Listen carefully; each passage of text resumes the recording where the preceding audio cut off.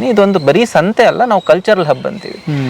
ಸಂತೆ ಒಂದು market place ಆಗುತ್ತೆ, ಅದ್ರ ಜೊತೆಗೆ ಒಂದು ಡಿಸ್ಕಷನ್ ಫೋರಮ್ ಮಾಡ್ತೀವಿ. ಇವತ್ತು ನೀವು ನೋಡಿದ ಹಾಗೆ ಒಂದು ಕಲ್ಚರಲ್ ಇವೆಂಟ್ಸ್ ನಡೆಯುತ್ತೆ, ನಾಟಕಗಳು ನಡೆಯುತ್ತೆ, ವರ್ಕ್ಶಾಪ್ಸ್ ನಡೆಯುತ್ತೆ. ಇದು ಒಂದು ಸಸ್ಟೈನಬಲ್ ಲಿವಿಂಗ್ ಕಡೆ ಒಂದು ಮೂವ್ಮೆಂಟ್ ಅಥವಾ ಒಂದು ಚಳುವಳಿ ಆಗಿ, ಇದು ಬರೀ ಒಂದು ಮಾರುಕಟ್ಟೆ ಅಷ್ಟೇ ಅಲ್ಲ ಅಂತ ನಾವು ಹೇಳೋದು.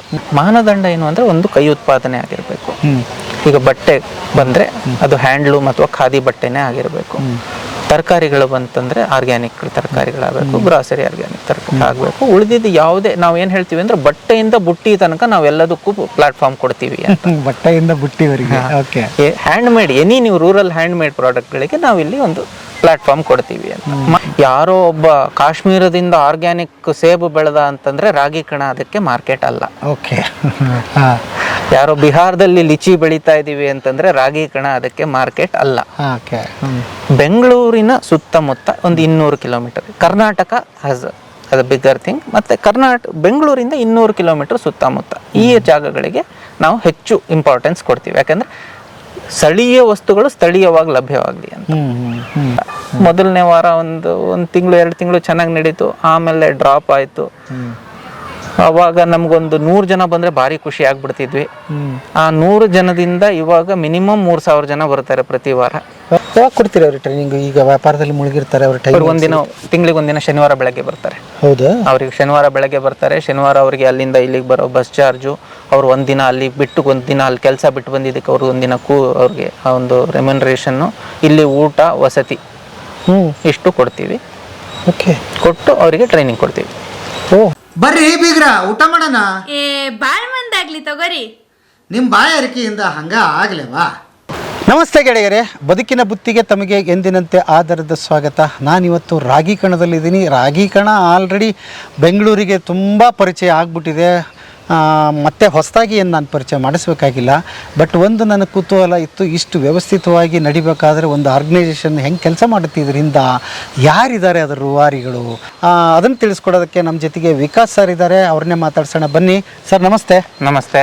ಈಗ ನಿಮ್ಮನ್ನು ಮಾತಾಡ್ಸೋಕ್ಕಿಂತ ಮುಂಚೆ ನಾನು ಆಲ್ರೆಡಿ ಒಂದಿಷ್ಟು ಕಥೆಗಳನ್ನ ಜನಕ್ಕೆ ಹೇಳ್ಬಿಟ್ಟಿದ್ದೀನಿ, ಒಂದಿಷ್ಟು ಇದನ್ನು ತೋರಿಸಿದ್ದೀನಿ ವಿಸ್ತಾರವಾಗಿ. ನಂತರ ನಿಮ್ಮನ್ನು ಮಾತಾಡಿಸ್ತಾ ಇದ್ದೀನಿ. ಭಾಳ ಕುತೂಹಲ ಏನು ಅಂತ ಹೇಳಿದ್ರು ಸರ್, ಇಷ್ಟು ವ್ಯವಸ್ಥಿತವಾಗಿ ನಡೆಯೋದಕ್ಕೆ ಒಂದು ಆರ್ಗನೈಸೇಷನ್ ಭಾಳ ಇಂಪಾರ್ಟೆಂಟ್. ಈ ರಾಗಿ ಕಣ ಅಂತ ಹುಟ್ಟಿದ್ದು ಯಾವಾಗ ಸರ್? ರಾಗಿ ಕಣ ಅನ್ನೋದು ಹುಟ್ಟಿ ಸುಮಾರು 10 ವರ್ಷ ಆಗಿದೆ. ಈಗ 10 ವರ್ಷ ಆಗಿದೆ. 10 ವರ್ಷ ಆಗಿದೆ. ಸಂತೆ ಶುರುವಾಗಿ 9 ವರ್ಷ ಆಗಿದೆ. ಈಗ 9 ವರ್ಷ ಮುಗಿದು 10ನೇ ವರ್ಷಕ್ಕೆ ಕಾಲಿಡ್ತಾ ಇದ್ದೀವಿ. ಅದರ ಡಿಸ್ಕಷನ್ಸು ಅದ್ರ ಹೇಗೆ ಮಾಡಬೇಕು ಅಂತ ಶುರುವಾಗಿದ್ದು ಆಲ್ಮೋಸ್ಟ್ 10 ವರ್ಷದ ಹಿಂದೆ. ಇದು ಒಂದು ಈ ರಾಗಿ ಕಣ ಒಂದು ಬ್ಯಾಕ್ ಗ್ರೌಂಡ್ ಹೇಳ್ಬಿಡ್ತೀನಿ. ಈ ರಾಗಿ ಕಣ ನಡೆಯೋ ಜಾಗ ಹುಲ್ಕುಲ್ ಟ್ರಸ್ಟ್ ಅನ್ನೋದಕ್ಕೆ ಸೇರಿರುವಂಥದ್ದು. ಹುಲ್ಕುಲ್ ಟ್ರಸ್ಟ್ ಒಂದು ಬಡ ಮಕ್ಕಳಿಗಾಗಿ ಶಾಲೆಯನ್ನ ನಡೆಸ್ತಾರೆ. ಈ ಒಂದು ಶಾಲೆಯನ್ನು ಈ ಶಾಲೆ ಒಂದು 18, 15, 16 ಎಕರೆ ವಾತಾವರಣದಲ್ಲಿ ಒಂದು ಬಡ ಮಕ್ಕಳಿಗೆ ಶಾಲೆ ನಡೆಸ್ತಾರೆ. ಒಂದು ನಾಮಿನಲ್ ಫೀಸ್ ತೊಗೊಂಡು ನಡೆಸ್ತಾರೆ. ಅಲ್ಲಿಗೆ MC ನರೇಂದ್ರ ಅನ್ನೋರು ಸೆಕ್ರೆಟರಿ. MC ನರೇಂದ್ರ ಅವರು ಒಂದ್ಸತಿ ಪ್ರಸನ್ನ ಹೆಗ್ಗೋಡು ಅವ್ರನ್ನ ಇಲ್ಲಿ ಕರ್ಕೊಂಡ್ ಬರ್ತಾರೆ. ಪ್ರಸನ್ನ ಹೆಗ್ಗೋಡು ದೇಸಿ ಸಂಸ್ಥಾಪಕರು, ನಾಟಕಕಾರರು. ಅವರು ಇಲ್ಲಿ ಬಂದಾಗ ಇದು ಒಂದು ಬೆಂಗಳೂರಿನ ಮಧ್ಯದಲ್ಲಿ ಈ ತರದೊಂದು ಜಾಗ ಇದೆ, ಇಲ್ಲಿ ಇನ್ನೂ ರಾಗಿ ಬೆಳೀತಾ ಇದ್ರು. ಈಗ ಒಂದು 2-3 ವರ್ಷದ ಹಿಂದಿನ ತನಕ ರಾಗಿ ಬೆಳೀತಾ ಇದ್ರು. ಇಲ್ಲಿ ರಾಗಿದೊಂದು ಕಣನೂ ಇದೆ ಇಲ್ಲಿ. ಹೌದಾ? ಅದೆಲ್ಲ ನೋಡಿ ಈ ತರ ಒಂದು ಜಾಗದಲ್ಲಿ ಒಂದು ಯಾವ್ದಾರ ಕೈ ಉತ್ಪನ್ನಗಳ ಬಗ್ಗೆ ಒಂದು ಮಾರುಕಟ್ಟೆ ಮಾಡೋಣ ಅನ್ನೋ ಒಂದು ಉದ್ದೇಶದಿಂದ ಪ್ರಸನ್ನ ಅವರು ಒಂದು ಐಡಿಯಾ ಶುರುವಾಯಿತು. ಅದಕ್ಕಾಗಿ ಏನಾಯ್ತು ಅಂತಂದ್ರೆ, ಅದಕ್ಕೆ ಮುಂಚೆ ಬದನವಾಳು ಸತ್ಯಾಗ್ರಹ ಅಂತ ನಂಜನಗೂಡು ಹತ್ರ ಆಗಿತ್ತು. ಅದರಿಂದ ಏನಾಯ್ತು, ತುಂಬಾ ಜನ ನಗರದ ಯುವಕರು ಈ ಸಸ್ಟೈನಬಲ್ ಲಿವಿಂಗ್ ಬಗ್ಗೆ ಸ್ವಲ್ಪ ಇಂಟ್ರೆಸ್ಟ್ ತೋರಿಸ್ತಾ ಇದ್ರು. ಆ ಎಲ್ಲ ಒಂದು ಗುಂಪನ್ನ ಸೇರಿ, ಜೊತೆಗೆ ಹಿರಿಯರು, ಯುವಕರು ಎಲ್ಲ ಸೇರಿ ಒಂದು ಡಿಸ್ಕಷನ್ ಶುರುವಾಯಿತು. ಇಲ್ಲಿ ಏನು ಮಾಡಬಹುದು ಅಂತ ಆದಾಗ ಡಿಸ್ಕಷನ್ ಅಲ್ಲಿ ಹೊರಗೆ ಹೊಮ್ಮಿದ್ದು ಒಂದು ಕೈ ಉತ್ಪನ್ನದ ಮಾರುಕಟ್ಟೆ ಮಾಡಬೇಕು ಅಂತ. ಯಾಕಂದ್ರೆ ಈ ಗ್ರಾಮೀಣ ಭಾಗಗಳಲ್ಲಿ ತುಂಬಾ ಜನ ಉತ್ಪಾದನೆ ಮಾಡ್ತಾ ಇದ್ದಾರೆ, ಅವ್ರಿಗೊಂದು ಕರೆಕ್ಟ್ ಆದ ಮಾರುಕಟ್ಟೆ ಸಿಗ್ತಾ ಇಲ್ಲ. ಹಾಗಾಗಿ ರಾಗಿ ಕಣ ಅನ್ನೋದು ನಗರದ ಅಂದ್ರೆ ಏನು ಅರ್ಬನ್ ಕನ್ಸ್ಯೂಮರ್ಸ್ ಮತ್ತೆ ರೂರಲ್ ಪ್ರೊಡ್ಯೂಸರ್ ಮಧ್ಯೆ ಒಂದು ಬ್ರಿಡ್ಜ್. ಹಾಗಾಗಿ ಸುಮಾರು ಒಂದು 6-7 ತಿಂಗಳು ಡಿಸ್ಕಷನ್ ಶುರು ಮಾಡಿದ್ವಿ, ಎಲ್ಲ ಆರ್ಗ್ಯೂ ಮಾಡಿದ್ವಿ, ಜಗಳ ಆಡಿದ್ವಿ. ಕೊನೆಗೆ ಒಂದು ರೂಪರೇಷೆ ಬಂತು, ಈ ರೀತಿ ಮಾಡಬೇಕು ಅಂತ. ಆವಾಗ ಅಲ್ಲಿಂದ 9 ಸತತ ವರ್ಷ, ಕೋವಿಡ್ ಬಿಟ್ಬಿಟ್ರೆ ಪ್ರತಿ ಭಾನುವಾರ ಇಲ್ಲಿ ಸಂತೆ ನಡೆಯುತ್ತೆ. ಇನ್ನೊಂದು ಹೇಳ್ಬಿಡ್ತೀನಿ, ಇದೊಂದು ಬರೀ ಸಂತೆ ಅಲ್ಲ, ನಾವು ಕಲ್ಚರಲ್ ಹಬ್ ಅಂತೀವಿ. ಸಂತೆ ಒಂದು ಮಾರ್ಕೆಟ್ ಪ್ಲೇಸ್ ಆಗುತ್ತೆ. ಅದ್ರ ಜೊತೆಗೆ ಒಂದು ಡಿಸ್ಕಷನ್ ಫೋರಮ್ ಮಾಡ್ತೀವಿ. ಇವತ್ತು ನೀವು ನೋಡಿದ ಹಾಗೆ ಒಂದು ಕಲ್ಚರಲ್ ಇವೆಂಟ್ಸ್ ನಡೆಯುತ್ತೆ, ನಾಟಕಗಳು ನಡೆಯುತ್ತೆ, ವರ್ಕ್ಶಾಪ್ಸ್ ನಡೆಯುತ್ತೆ. ಇದು ಒಂದು ಸಸ್ಟೈನಬಲ್ ಲಿವಿಂಗ್ ಕಡೆ ಒಂದು ಮೂವ್ಮೆಂಟ್ ಅಥವಾ ಒಂದು ಚಳುವಳಿ ಆಗಿ, ಇದು ಬರೀ ಒಂದು ಮಾರುಕಟ್ಟೆ ಅಷ್ಟೇ ಅಲ್ಲ ಅಂತ ನಾವು ಹೇಳೋದು. ಬೇಕಾದಷ್ಟು ಆಯ್ಕೆಗಳು ನಿಮ್ಮಲ್ಲಿ ಇರುತ್ತೆ ಅಲ್ವಾ? ಇದನ್ನೇ ಯಾಕೆ ಆಯ್ಕೆ ಮಾಡ್ಕೊಂಡ್ರಿ ನೀವು?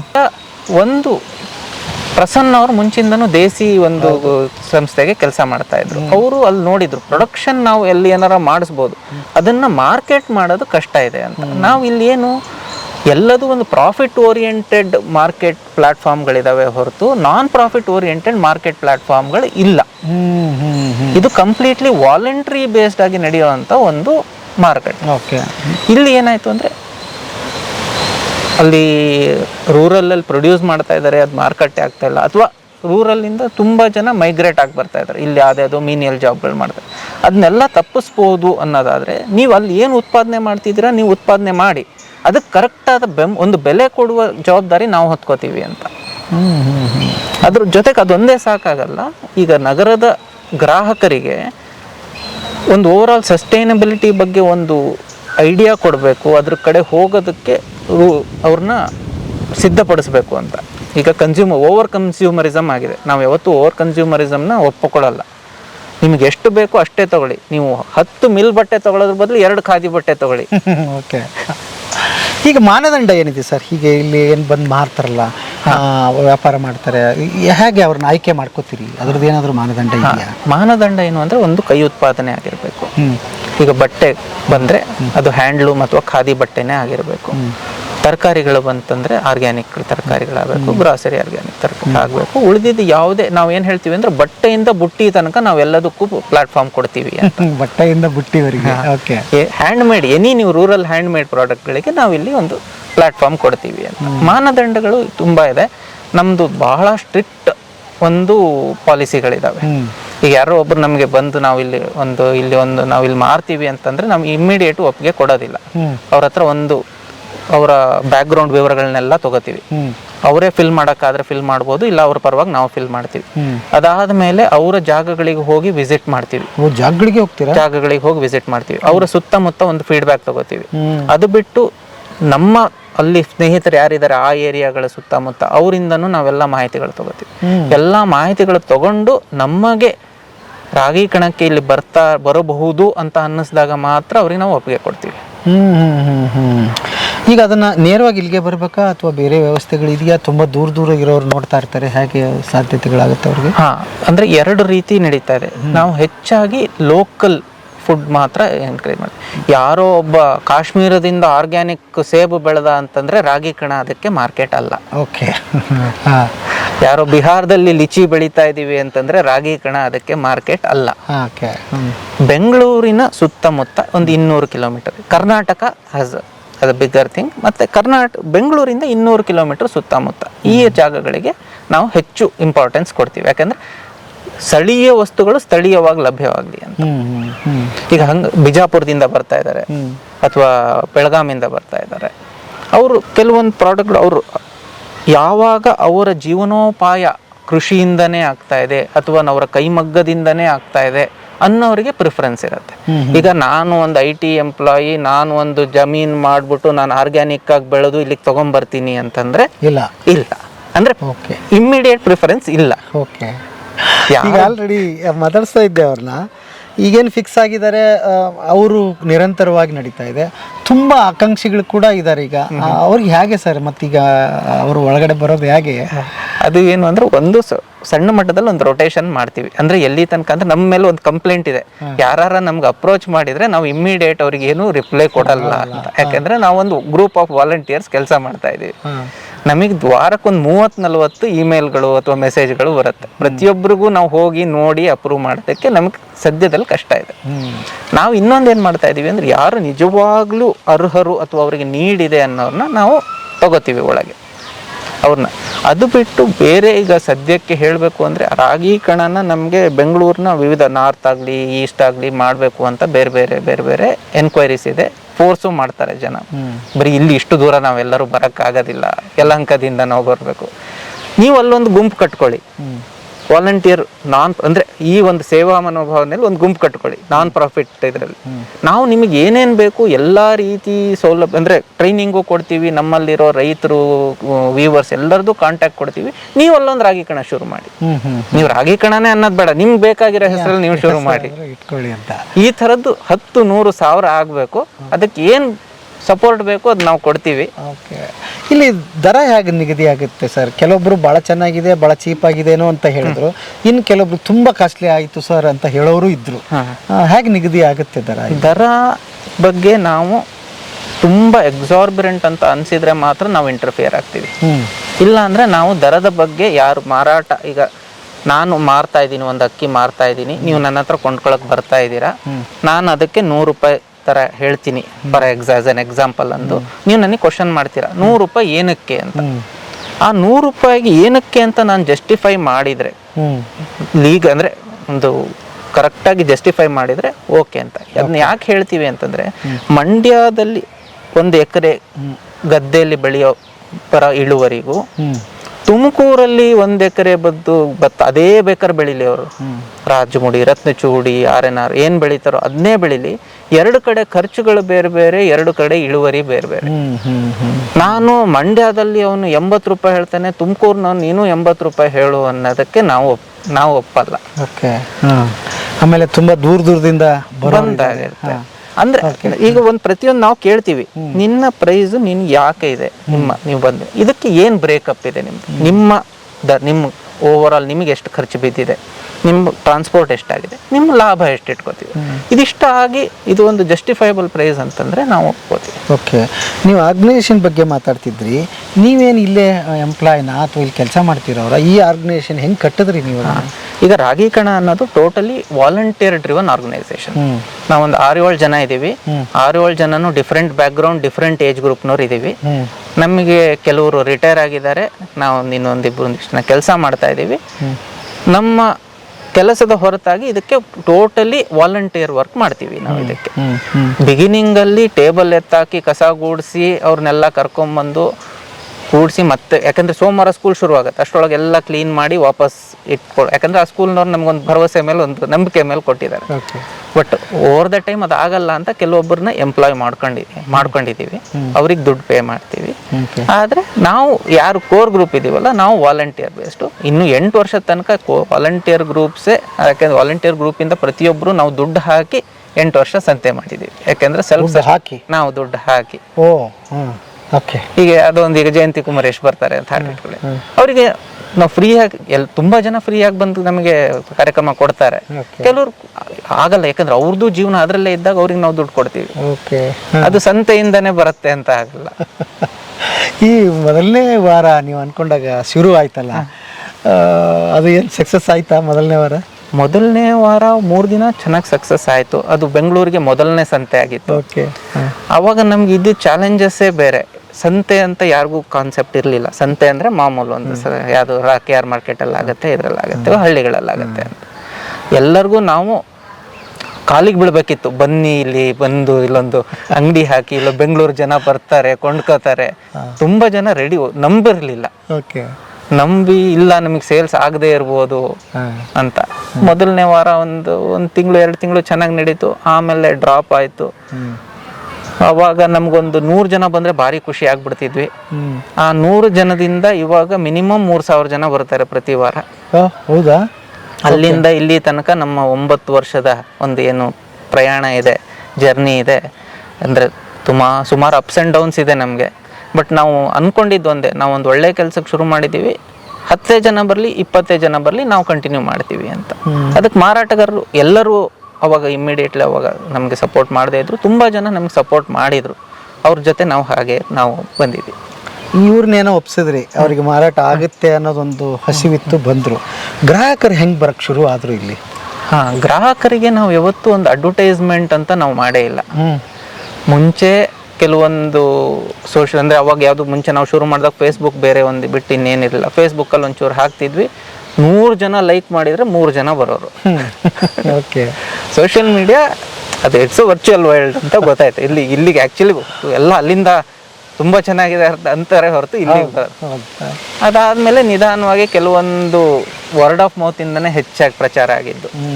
ಬರ್ತಿದ್ರು, ಜನ ನೋಡ್ತಿದ್ರು. ಅಂದ್ರೆ ಆಕರ್ಷಣೆ ಏನಾಗ್ತಿತ್ತು ಅಂದ್ರೆ ಇದು ಬರೀ ಒಂದು ಮಾರ್ಕೆಟ್ ಅಲ್ಲ ಅಂತ. ಈಗ ನಾನು ಕೊಂಡ್ಕೊಂಡು ವಾಪಸ್ ಹೋಗ್ಬಿಡ್ತೀನಿ ಅಂತಲ್ಲ, ಇಲ್ಲೇನೋ ಒಂದು ಇಂಪಾರ್ಟೆಂಟ್ ಡಿಸ್ಕಷನ್ ನಡೀತಾ ಇದೆ. ಒಂದು ಮನೇಲಿ ಕಾಂಪೋಸ್ಟ್ ಮಾಡ್ಕೋಬಹುದು, ಅಥವಾ ಮನೇಲಿ ಏನೋ ಒಂದು ಹೆಲ್ತಿ ಫುಡ್ ಮಾಡ್ಬೋದು, ಅಥವಾ ನಾವ್ ಇನ್ನೇನೋ ಕೈಮಗ್ಗದಲ್ಲಿ ಹೆಂಗಾಗತ್ತೆ ಅನ್ನೋದು.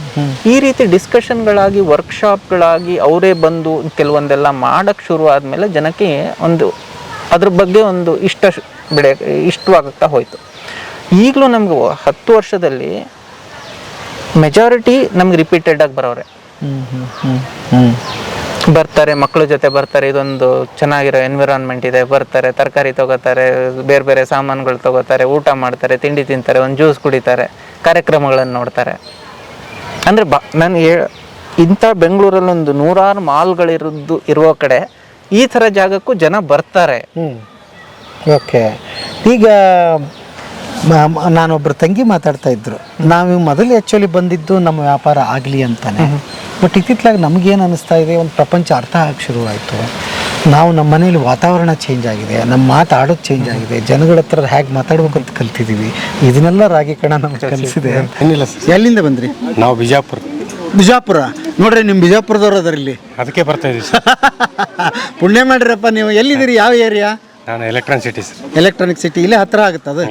ಓಕೆ, ಹೇಳ್ರಿ ಈ ಸಂತಿ ಬಗ್ಗೆ ಏನು ಹೇಳ್ತೀರಿ? ನಮ್ಮ ಊರು ಮಿಸ್ ಮಾಡ್ಕೋತೀವಿ ಅಂತ ಬರ್ತಾ ಇದೀವಿ ಸರ್ ಇಲ್ಲಿಗೆ. ನಮ್ಮ ಊರು ಮಿಸ್ ಆಗಬಾರ್ದು ಅಂತ ಒಂದು ಪ್ರತಿ ವಾರ ಬರ್ತೀವಿ. ನಮ್ಮ ಊರದೆಲ್ಲ ಐಟಮ್ ತೊಗೊಂಡು ಹೋಗ್ತೀವಿ.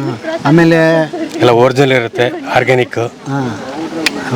ಆಮೇಲೆ ತರಕಾರಿ ಜೊತೆಗೆ ನಮ್ಮ ಭಾಷೆ ಸಿಗುತ್ತೆ. ಹಾಂ ಸರ್. ಅಲ್ಲ? ಹಾಂ ಸರ್. ರುಚಿ, ಭಾಷೆ, ರುಚಿ, ಆರೋಗ್ಯ ಮೂರು ಸಿಗುತ್ತೆ. ಏನೋ ಒಂಥರ ಖುಷಿ ಅಲ್ಲ? ಖುಷಿ ಸರ್. ಬಿಟ್ಟು ಬಂದಾಗ ಯಾರೋ ನಮ್ಮ ಊರವ್ರನ್ನ ಎಲ್ಲ ಕಂಡ್ರೆ ಏಪ್ಪ ಮಾರ ಬಿಟ್ಟು ಬಾರ ಅಂತ ಎಷ್ಟು ತಪ್ಕೊಂತೀವಿ ಅಲ್ಲ? ಅದ್ರದ್ದು ಸುಖನೇ ಬೇರೆ ಅದ. ನಮ್ಗೇನು ಅವ್ನು ಕೋಟಿ ಆಸ್ತಿ ಕೊಡ್ಬೇಕಾಗಿಲ್ಲ. ಏನಪ್ಪ ಆರಾಮದೇನೋ ಬಾರ ಬಾ ಚಾ ಕುಡಿ ಅಂದ್ಬಿಟ್ರೆ ಮುಗ್ದತ್ತ. ನಾವು ಬಂದು ಅದೇ ಭಾಷೆ ಮಾತಾಡ್ತೀವಿ ಸರ್. ವಸ್ತು ತೊಗೊಳಕ್ಕಿಂತ ನಮ್ಮ ಉತ್ತರ ಕರ್ನಾಟಕದ ಮತ್ತು ಬಿಜಾಪುರ ಭಾಷೆನೇ ಮಾತಾಡಕ್ಕೆ ಬರ್ತೀವಿ ನಾವು. ಅವ್ರ ಹತ್ರ ಅದನ್ನೇ ಮಾತಾಡ್ತಿರ್ತೀವಿ. ಅದ್ಭುತ. ಏನೇನು ತಗೊಂಡ್ ಹೊಂಟ್ರಿ ಈಗ? ಈಗೆಲ್ಲ ತರಕಾರಿ ತೊಗೊಂಡಿ ಸರ್. ಈಗ ಸೌತಿಕಾಯಿ ತೊಗೊಳಕ್ ಬಂದಿದ್ದೀವಿ. ಸೌತಿಕಾಯಿ ಸಿಗೋದಿಲ್ಲ, ದೊಡ್ಡ ಮೆಣಸಿನ್ಕಾಯಿ ಸಿಗಲ್ಲ, ತುಪ್ರಿಕಾಯಿ ಬಂದವು, ಆಮೇಲೆ ಹಕ್ಕರಿಕ್ ಬಂದೈತಿ. ಹಕ್ಕರಿಕಿ ಹಕ್ಕರಿಕ್ ಸಿಗೋದೇ ಇಲ್ಲ. ಪುಂಡಿ ಪಲ್ಯ, ಆಮೇಲೆ ಕರ್ಚಿಕಾಯಿ ಎಲ್ಲಾರ ಹುಡುಕ್ರಿ. ನಾನು ಹುಡುಕ್ತೀನಿ ಇದ್ರಲ್ಲಿ ಕರ್ಚಿಕಾಯಿ ಎಲ್ಲಿ ಸಿಗುತ್ತೆ ಅಂತೇಳಿ. ನಮಸ್ತೆ ಸರ್. Okay, thank you. ದೊಡ್ಡವ್ರು ಬರ್ತಾರೆ, ಒಂದೊಂದ್ಸಲ ಮೊದಲು ಬಂದಾಗ ಭಯ ಆಗ್ತಿತ್ತು ಇವ್ರನ್ನ ಹ್ಯಾಂಡಲ್ ಮಾಡೋದು ಹೇಗೆ ಅಂತ. ಈಗ ನಮ್ಮ ಭಾಷೆಯಲ್ಲಿ ನಾವು ಚಂದ ಮಾತಾಡ್ತೀವಿ, ಗೌರವ ಕೊಡ್ತೀವಿ. ಅದು ಭಾಳ ಅಂದರೆ ಬರೀ ವ್ಯಾಪಾರ ಆಗದೆ ಇದು ಒಂದು ಸರ್ವತೋಮುಖ ಬೆಳವಣಿಗೆಗೆ ಅವ್ರಿಗೆ ಕಾರಣ ಆಗಿದೆ ನೋಡ್ರಿ. ಹೌದು, ನಿಜ ಗಮನಿಸಿದೆ ನಾವು ಇಲ್ಲಿ. ಹೌದು, ಅದೇನಾಗಿದೆ ಅಂದ್ರೆ ಈಗ ಹೋದ ವರ್ಷದಿಂದ, ಈಗ ಈ ವರ್ಷದ ಶುರುವಿಂದ ಮಹಿಳಾ ರೈತರಿಗೆ ಅಂತಾನೆ ಟ್ರೈನಿಂಗ್ ಕೊಡ್ತಾ ಇದ್ದೀವಿ. ಈಗ ಒಕ್ಕೂಟದವ್ರು ಬಿಜಾಪುರದಿಂದ ಬರ್ತಿರ್ಬೋದು, ಇಲ್ಲಿ ರಾಗಿಹಳ್ಳಿಯಿಂದ ಅವ್ರೆಲ್ಲರಿಗೂ ಚೆನ್ನಾಗಿ ಬೆಳೆಯೋದು ಗೊತ್ತು.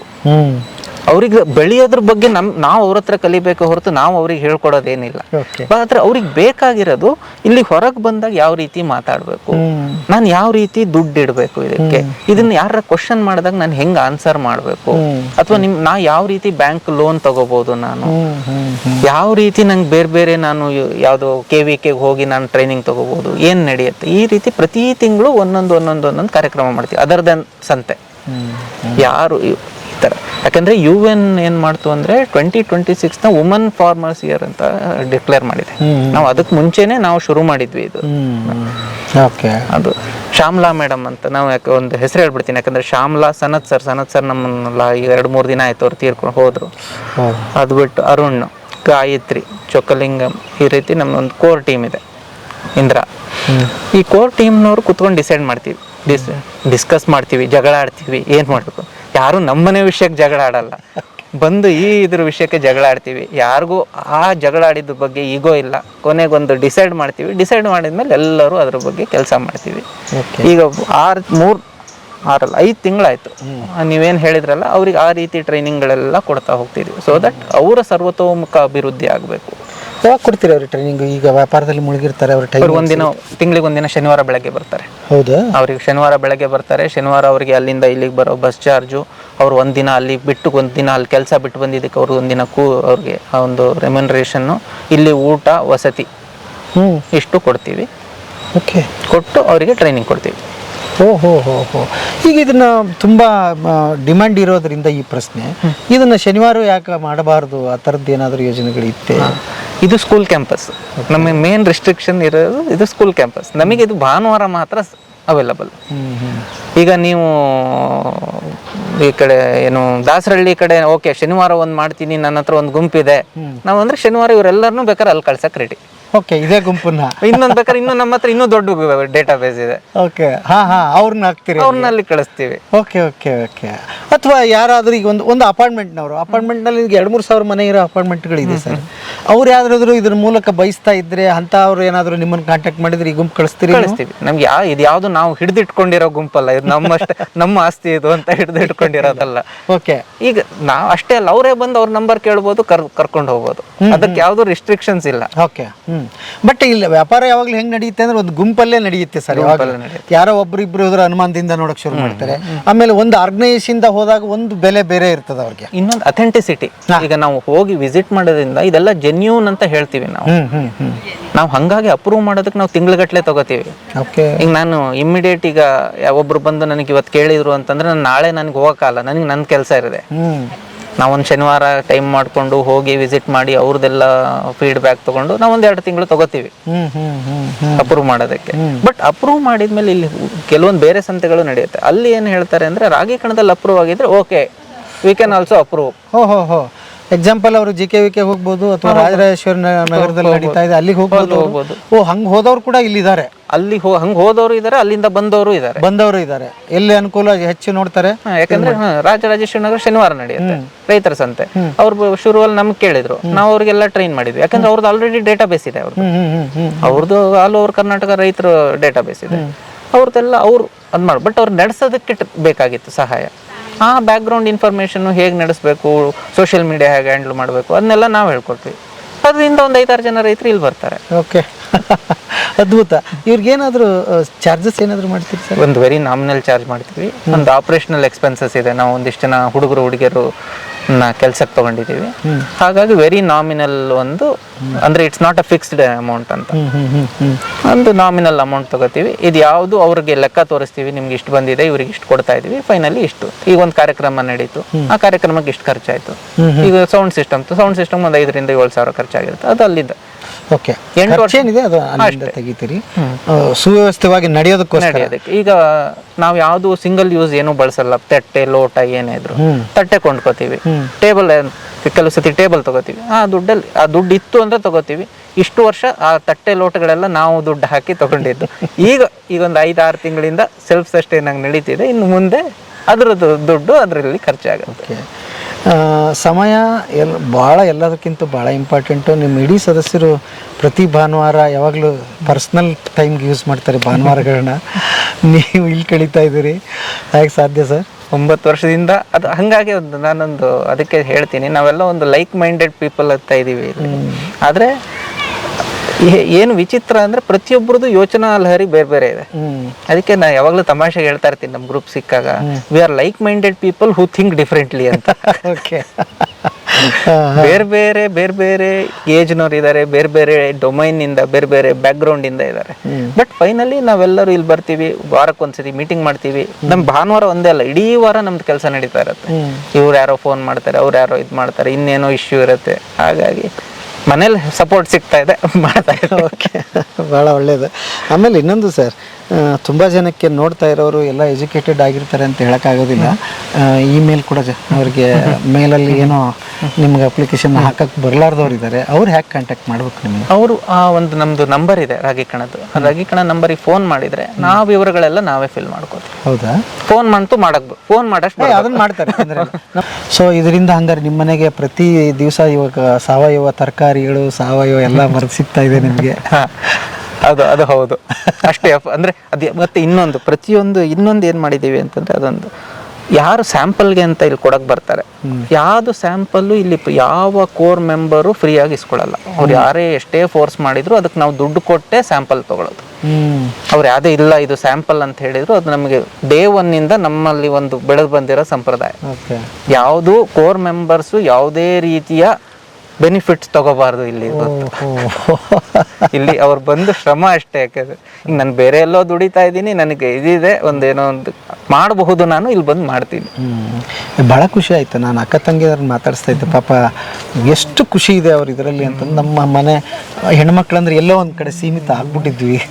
ಭಾಳ ಖುಷಿ ಆಗ್ತಿತ್ತು. ದುಡ್ಡು ಸಿಗ್ತಾ ಇದೆ, ವ್ಯಾಲ್ಯೂ ಬೇರೆ ಸಿಗ್ತಾ ಇದೆ ನಮ್ಮ ಮನೆಯಲ್ಲಿ. ಮೊದಲೇನೋ ಯಾಕೆ ಮಾಡ್ತೀರಿ ಏನು ಅಂತಂದ್ರು, ಈಗ ದುಡ್ಡು ಸಿಗ್ತಾ ಇರೋದ್ರಿಂದ ಖುಷಿ ಆಗಿದ್ದಾರೆ, ಸಪೋರ್ಟ್ ಮಾಡ್ತಿದ್ದಾರೆ ಮನೆಗೆ. ಅದೇ ಇನ್ನೊಂದು ಅದೇ ವಿಷಯದಲ್ಲಿ ಹೇಳಬೇಕು ಅಂದರೆ, ರಾಗಿ ಕಣ ಹೆಚ್ಚಾಗಿ ಮಹಿಳಾ ರೈತರು ಅಥವಾ ಮಹಿಳಾ ಉತ್ಪಾದಕರಿಗೆ ಜಾಸ್ತಿ ಪ್ರಿಫರೆನ್ಸ್ ಕೊಡುತ್ತೆ. ಇಲ್ಲಿ ತುಂಬಾ ಜನ ಮಹಿಳೆಯರಿಗೆ ರಾಗಿ ಕಣ ಇಸ್ ದ ಫಸ್ಟ್ ಮಾರ್ಕೆಟ್. ಅವ್ರು ಬೇರೆ ಎಲ್ಲೂ ಮಾರು ಇರಲಿಲ್ಲ ಅಂಥವ್ರು ಇಲ್ಲಿ ಬಂದು, ಈಗ ಆರತಿ ಆಗಲಿ, ಇವರಾಗಲಿ, ಆಯುಷ್ ಆಗಲಿ, ಯಾರ ಬಂದು ಇಲ್ಲಿ ಬಂದು ಬದುಕು ಕಟ್ಕೊಂಡ್ಯಾರ. ಈಗ ಕೆಲವು ಎಷ್ಟೋ ಜನಕ್ಕೆ ಇಲ್ಲಿ ಬಂದ್ಮೇಲೆ ಅವ್ರಿಗೊಂದು ಅಡುಗೆ ಮನೆ ಅಂತ ಮಾಡ್ಕೊಳಕ್ಕಾಗಿದೆ. ಆಮೇಲೆ ಬರೀ ಇಲ್ಲಿದು ಒಂದೇ ಅಲ್ಲ, ಇಲ್ಲಿಂದ ಕಾಂಟ್ಯಾಕ್ಟ್ ನೆಟ್ವರ್ಕ್ ಬೆಳೆಯುತ್ತಲ್ಲ, ಅದು ಅವ್ರಿಗೆ ಹೊರಗಡೆನೂ ಕೆಲಸ ಆಗುತ್ತೆ. ಈಗ ಆರತಿ ಅನ್ನೋರು ಬರೀ ಭಾನುವಾರ ಅಷ್ಟೇ ಮಾರಾಟ ಮಾಡಲ್ಲ, ಇಲ್ಲಿಂದ ಬಂದು ಕಸ್ಟಮರ್ಸ್ ಏನ್ ಮಾಡ್ತಾರೆ, ಅವ್ರ ಮನೆ ಫಂಕ್ಷನ್ಗೆ ಅಡುಗೆ ಮಾಡ್ಕೊಡಿ ಅಂತ ಕೇಳ್ತಾರೆ, ಅಲ್ಲೇ ಅಡುಗೆ ಮಾಡ್ಕೊಡ್ತಾರೆ. ಓವರ್ ಹಂಗಾಗಿ ಅವ್ರು ಈಗಲೂ ಹೇಳ್ತಾರೆ, ನಾನೊಂದು ಅಡುಗೆ ಮನೆ ಕಟ್ಕೊಳಕ್ಕಾಗಿದ್ದು ಇದರಿಂದ ಅಂತ. ಅದ್ಭುತ. ಇನ್ನು ಕೆಲವು ಬಂದು ಮಗಳಿಗೆ ಓದ್ಸಕ್ಕಾಗಿದ್ದು ಇದರಿಂದ ಅಂತ ಹೇಳ್ತಾರೆ. ಯಾವತ್ತಾದ್ರೂ ನೀವು ಸದಸ್ಯರೆಲ್ಲ ಸೇರಿ ಸಕ್ಸಸ್ ಆದವ್ರ ಮನೆಗೆ ಹೋಗಿದ್ದೀರಾ? ಅಂದ್ರೆ ನಾವು ಯಾವಾಗ್ಲೂ ಒಂದು ವಿಸಿಟ್ ಮಾಡಿದಾಗ ಹೋಗ್ತೀವಿ.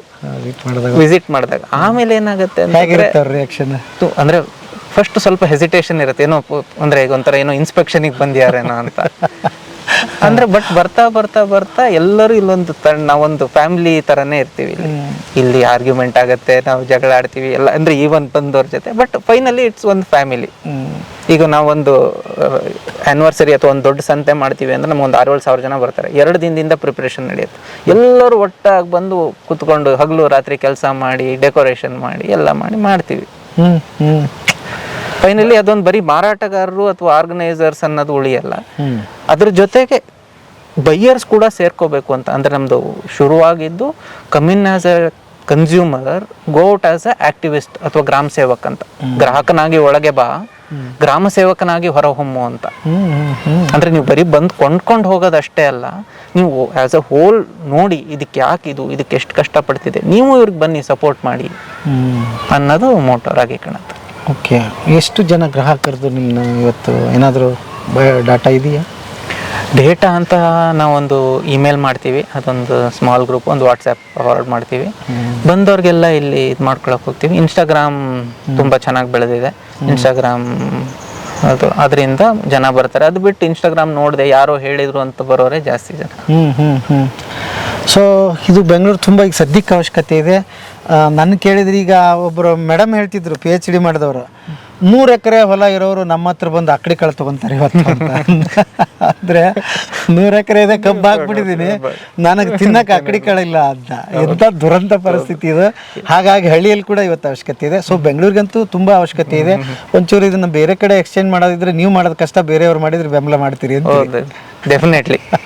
ಈಗ ನಾವು ಈ ಒಂದು ಗ್ರೂಪ್ ಇದೆ ಇಲ್ಲಿ ನಡೆಸಿದೀವಿ ಅಲ್ಲ, ನಮಗೂ ಅದು ಒಂದು ಯೋಚನೆ ಇದೆ, ಬೆಂಗಳೂರು ಅಟ್ಲೀಸ್ಟ್ ಬೇರೆ ಬೇರೆ ಭಾಗಗಳು ಮಾಡಬೇಕು ಅಂತ. ಎಷ್ಟು ಟೈಮ್ ಸ್ಪೆಂಡ್ ಮಾಡಕ್ಕೆ ನಮ್ಗೆ ಬರೀ ನಾವಿಷ್ಟೇ ಅಲ್ಲ, ನಮ್ಮ ಗುಂಪು ದೊಡ್ಡದಾಗ್ತಾ ಹೋಗ್ಬೇಕು. ಈಗ ನೀವು ದಾಸರಳ್ಳಿಯಿಂದ 5 ಜನ ಬಂದ್ರೆ ನಾವು 5 ಜನ ಸೇರ್ಕೊಂಡು ಇದು ಮಾಡ್ತೀವಿ, ಆಮೇಲೆ 5 ಜನ ಕಂಟಿನ್ಯೂ ಮಾಡ್ಬೋದು. ಬಿಗಿನಿಂಗ್ ಅಲ್ಲಿ 10 ಜನ ಇರ್ತಾರೆ, ಆಮೇಲೆ 5 ಜನ ಕಂಟಿನ್ಯೂ ಮಾಡ್ಕೊಂಡು ಹೋಗ್ಬೋದು. ಯಾಕಂದ್ರೆ ನಮಗೆ ಬರೀ ಒಂದು ಮಾರುಕಟ್ಟೆಯಾಗಿ ಉಳಿಬಾರ್ದು. ನಮ್ಮ ಏನು ಧ್ಯೇಯೋದ್ದೇಶಗಳಿದಾವೆ ಅದನ್ನು ಕಂಟಿನ್ಯೂ ಆಗಬೇಕು. ಗ್ರಾಹಕರಿಗೊಂದು ಬಂದಿದ್ದ ಬಗ್ಗೆ ಒಂದು ಅವೇರ್ನೆಸ್ ಬರಬೇಕು, ಒಂದು ಬೇರೆ ಬೇರೆ ಪ್ರೋಗ್ರಾಮ್ಸ್ ಆಗಬೇಕು. ಬಂದು ಒಂದು ಮಾರಾಟ ಮಾಡಿ ಹೋದೆ ಅಥವಾ ಬಂದು ಕೊಂಡ್ಕೊಂಡು ಹೋದೆ ಅನ್ನೋದು ಅಷ್ಟೇ ಆಗಬಾರ್ದು ಅಂತ. ಇಲ್ಲ ಬಿಡ್ರಿ, ನಾನು ನೋಡಿದ್ರಿ ಭಾಳ ಪರಿಚಯ ಆಗ್ಬಿಟ್ರೆ ಅವರೆಲ್ಲ ಮಾತಾಡಿಸ್ತಾರೆ ನೇರವಾಗಿ. ಅದು ಆ ಥರದ ಸಂವಾದ ಎಲ್ಲ ನಾನು ಗಮನಿಸಿದೆ, ಅದು ಚೆನ್ನಾಗಿದೆ. ಬಟ್ ಮೊದಲನೇ ಥ್ಯಾಂಕ್ಸ್ ಇಲ್ಲಿ ಜಾಗ ಕೊಟ್ಟವ್ರಿಗೆ ಹೇಳ್ಬೇಕು ನಾವು, ಅಲ್ವಾ? ಹುಲ್ಕುಲ್ ಟ್ರಸ್ಟ್ ಅಲ್ವಾ? ಹುಲ್ಕುಲ್ ಟ್ರಸ್ಟ್ MC ನರೇಂದ್ರ ಅವ್ರಿಗೆ. ಅವ್ರು ಇಲ್ಲ ಅಂತಂದ್ರೆ ನಾವು ಏನೂ ಮಾಡೋಕ್ಕಾಗ್ತಿರಲಿಲ್ಲ. ಅವ್ರು ಅಷ್ಟು ದೊಡ್ಡ ಹೃದಯದಿಂದ ಈ ಜಾಗ ಕೊಟ್ಟರು. ಆ ಜಾಗಗಳನ್ನು ನಾವು ಯೂಸ್ ಮಾಡಿಕೊಂಡು, ಜುಡಿಷಿಯಲ್ ಆಗಿ ಯೂಸ್ ಮಾಡಿಕೊಂಡು, ಅದು ಹೆಂಗೆ ಜಾಗ ಕೊಟ್ಟರು ಹಂಗೆ ಯೂಸ್ ಮಾಡಿ ಬಿಟ್ಟು ಹೋಗ್ತಾ ಇದೀವಿ. ಈಗ ಸೊ ನೋಡ್ತಿಕ್ಕಂಥವ್ರಿಗೆ ಮತ್ತೆ ಅದೇ ಪ್ರಶ್ನೆ, ಈಗ ಸದ್ಯಕ್ಕೆ ಏನಾದರೂ ಅವಕಾಶಗಳಿದೆಯಾ ಯಾರಾದರೂ ಬರೋದಕ್ಕೆ? ನಿಜವಾಗ್ಲೂ ನಿಮಗೆ ನೀಡಿದ್ರೆ ಕಾಂಟ್ಯಾಕ್ಟ್ ಮಾಡಿ, ನಾವು ಸ್ವಲ್ಪ ಟೈಮ್ ತಗೋತೀವಿ, ಟೈಮ್ ತಗೊಂಡು ಅಪ್ರೂವ್ ಮಾಡ್ತೀವಿ. ಬಟ್ ಜೆನ್ಯೂನ್ ಆಗಿರೋರು ಮಾಡ್ಬೇಕು, ಜೆನ್ಯೂನ್. ಸುಮ್ಮನೆ ಬಂದು ಟೈಮ್ ವೇಸ್ಟ್ ಅದು ಇಲ್ಲ ಅಂದ್ರೆ. ಏನು ನೋಡ್ತೀರಿ ಅದು ಆ್ಯಕ್ಚುಲಿ ಅಲ್ಲಿ ಹೋಗಿ ನೀವು? ನಾವು ಅಲ್ಲಿ ಹೋಗಿ ಎಲ್ಲ ರೀತಿ ನೋಡ್ತೀವಿ, ಅವರ ಜೀವನ ಸ್ಥಿತಿ ಹೇಗಿದೆ, ಅವರು ಇದ್ರ ಮೇಲೆ ಎಷ್ಟು ಅವಲಂಬಿತರಾಗಿದ್ದಾರೆ. ಈಗ ಇದ್ರ ನನ್ನ ಜೀವನೋಪಾಯ ಇದರಿಂದನೇ ನಡೀತಾ ಇದೆಯಾ, ಇದರಿಂದ ನಡೀತಾ ಇದ್ರೆ ಅವ್ರಿಗೆ ಬೇರೆ ಏನು ಮಾರುಕಟ್ಟೆ ಸೌಲಭ್ಯ ಇದೆ. ಇದಾದ್ಮೇಲೆ ಅವರು ವಾರ ಇಲ್ಲಿ ಬರೋಕ್ಕಾಗತ್ತೆ, ಕೆಲವರು ವಾರ ಬರೋಕ್ಕಾಗಲ್ಲ. ಶಿರ್ಸಿಯಿಂದ ಒಂದು ಇದು ಬಾಳೆ ನಾರಿಂದ ಒಂದು ದೊಡ್ಡ ಡಬ್ಬಿ ಮಾಡ್ತಾರೆ, ಅದು ಮೆಂಟಲಿ ಮತ್ತು ಫಿಸಿಕಲಿ ಚಾಲೆಂಜ್ ಹುಡುಗರು ಮಾಡ್ತಾರೆ. ಅವ್ರಿಗೆ ವಾರ ಅಲ್ಲಿಂದ ಇಲ್ಲಿಗೆ ಬರೋಕ್ಕಾಗಲ್ಲ. ಅವ್ರ ಬದಲು ನಮ್ಮ ಹುಡುಗರನ್ನೊಬ್ಬನ ಕೂಡಿಸಿ ಮಾರಿಸ್ತೀವಿ ನಾವು. ಓಕೆ. ಆ ರೀತಿ ಬೇರೆ ಬೇರೆ ಆ ರೀತಿನೂ ನಾವು ಮಾಡ್ತೀವಿ. ಆ್ಯಕ್ಚುಲಿ ದುಡ್ಡೆಲ್ಲ ಅವ್ರಿಗೆ ಹೋಗುತ್ತೆ, ನಾವು ಯಾವುದು ಮಧ್ಯದಲ್ಲಿ ದುಡ್ಡಿನ ವ್ಯವಹಾರದಲ್ಲಿ ನಾವು ತಲೆ ಹಾಕಲ್ಲ, ದುಡ್ಡೆಲ್ಲ ಅವ್ರಿಗೆ ಹೋಗುತ್ತೆ. ಆದರೆ ಈ ರೀತಿ ವಾರ ಬರೋಕ್ಕಾಗಲ್ಲ, ನಿಜವಾಗ್ಲೂ ಇದ್ರ ಮೇಲೆ ಜೀವನೋಪಾಯ ನಿಂತಿದೆ ಅಂದಾಗ ಇದು ಮಾಡ್ತೀವಿ. ಅಕಸ್ಮಾತ್ ಅದೇ ಕೃಷಿ ಆಗಿದ್ದರೆ ಅದೇ ರೀತಿಯ ನಿಜವಾಗ್ಲೂ ಆರ್ಗ್ಯಾನಿಕ್ ಆಗಿ ಸಾವಯವಾಗಿ ಬೆಳೀತಾ ಇದ್ದಾರೆ. ನಮ್ಮಲ್ಲಿ ನಾವೆಲ್ಲ ಬೇರೆ ಬೇರೆ ಎಕ್ಸ್ಪರ್ಟ್ಸ್ ಇದ್ದೀವಿ, ಹೋಗ್ತೀವಿ, ಚೆಕ್ ಮಾಡ್ತೀವಿ. ಅಕಸ್ಮಾತ್ ಅವ್ರದ್ದು ಏನಾರ ರಿಪೋರ್ಟ್ಸ್ ಇದ್ದರೆ ನೋಡ್ತೀವಿ, ಬೇರೆ ಬೇರೆಯವ್ರ ಹತ್ರ ವಿಚಾರಿಸ್ತೀವಿ. ಎಲ್ಲ ಆಗಿ ಸ್ಯಾಟಿಸ್ಫೈ ಆದಮೇಲೆ ಅಲೋ ಮಾಡ್ತೀವಿ. ಓಕೆ. ಅದ್ಭುತ ಸರ್, ನಿಜಕ್ಕೂ ಖುಷಿ ಆಯಿತು. ಇದ್ರ ಹಿನ್ನೆಲೆ ನನಗೆ ಗೊತ್ತಿರಲಿಲ್ಲ. ಮೋಸ್ಟ್ಲಿ ವೀಕ್ಷಕರಿಗೆ ಅದರದ್ದು ಅರಿವಾಗಿರುತ್ತೆ. ಯಾಕೆ ಅಂತಂದರೆ ಒಂದು ಜವಾಬ್ದಾರಿ ಕೂಡ ಇಲ್ಲಿದೆ. ಎರಡು ಕಡೆ ಇದೆ ನಿಮ್ಮದು, ಗ್ರಾಹಕರು ಮತ್ತು ವ್ಯಾಪಾರಸ್ಥರಲ್ವಾ, ಎರಡರ ಮಧ್ಯೆ ಒಂದು ಕೊಂಡಿಯಾಗಿ ನಿಂತ್ಕೊಂಡು ಕೆಲಸ ಮಾಡಿದಿರಿ. ನಿಮ್ಮ ಏನು ಸಹ ರಾಗಿ ಕಣದ ಎಲ್ಲ ಸೇರಿ ನಿಮ್ಮ ಗೆಳೆಯರಿಗೆ ನಿಜವಾಗ್ಲೂ ನಮ್ಮ ಕಡೆಯಿಂದ, ಬದುಕಿನ ಬುತ್ತಿ ಕಡೆಯಿಂದ ಒಂದು ಥ್ಯಾಂಕ್ಸ್ ಹೇಳ್ತೀವಿ, ಮತ್ತು ಜಾಗ ಪ್ರೊವೈಡ್ ಮಾಡಿದ ಸಂಸ್ಥೆಯವರಿಗೆ ಕೂಡ ಒಂದು ಥ್ಯಾಂಕ್ಸ್ ಹೇಳ್ತೀವಿ. ಇನ್ನು ಮುಂದಿನ ದಿನಗಳಲ್ಲಿ ಮತ್ತೆ ತಮ್ಮನ್ನು ಭೇಟಿ ಆಗ್ತೀನಿ. ಅವತ್ತೊಂದಿಷ್ಟು ಸಾಧಕರನ್ನು ಯಾಕೆ ಪರಿಚಯ ಮಾಡಿಸ್ತೀವಿ ಅಂತ ಹೇಳಿದರೆ, ಒಬ್ಬೊಬ್ರದ್ದು ಒಂದು ಎಪಿಸೋಡ್ ಮಾಡಿದ್ವಿ ಸರ್. ಸುಮ್ಮನೆ ಏನೋ ಅದು ಹೇಳಿದ್ರೆ ಏನು ಗೊತ್ತಾಗಲ್ಲ ಅವ್ರಿಗೆ. ಅಟ್ಲೀಸ್ಟ್ ಅವ್ರ ಪ್ರಾಡಕ್ಟನ್ನು ಅವರು ವಿವರಿಸೋದಕ್ಕೆ, ಅವ್ರ ಹಿನ್ನೆಲೆ, ಅವ್ರಿದು, ಮತ್ತು ಅವ್ರ ಊರಿಗೆ ಹೋಗೋ ಪ್ರಯತ್ನ ನಾವು ಮಾಡ್ತಾ ಇದ್ದೀವಿ. ಹಾಗಾಗಿ ಬಿಜಾಪುರ್ಗೆ ಹೋಗ್ತೀವಿ, ಇಂಡಿಗೆ ಹೋಗ್ತೀವಿ, ಸುಮಾರು ಅಡ್ರೆಸ್ಗಳು ಇಲ್ಲಿ ಬಂದಿದೆ, ಅಲ್ಲಿನ ಹೋಗಿ ಅವ್ರು ತಿಳಿಸೋ ಪ್ರಯತ್ನ ಮಾಡ್ತೀವಿ. ಥ್ಯಾಂಕ್ ಯು ಸರ್, ಇಷ್ಟೊತ್ತಿಗೆ ನೀವು ಇಂಟರ್ವ್ಯೂ ಕೊಟ್ಟಿದ್ದಕ್ಕೆ ಥ್ಯಾಂಕ್ ಯು.